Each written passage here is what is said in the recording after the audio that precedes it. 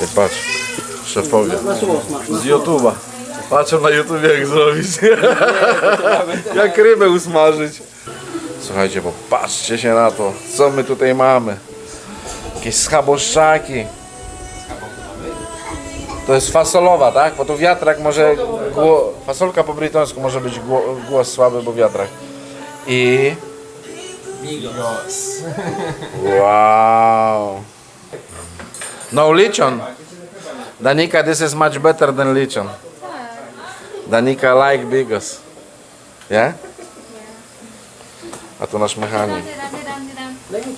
Teraz z chłopakami rozmawiamy, że tutaj nie ma takiej tradycji na Filipinach opłatek, jak my mamy w Polsce. Dlatego chlebem będziemy się dzielić, no. May tatalo pa ba sa Pasko ng Pinas? Wala, wala, wala, wala. Ang kaligayahan natin walang kupas. Di alintana kung wala kang pera.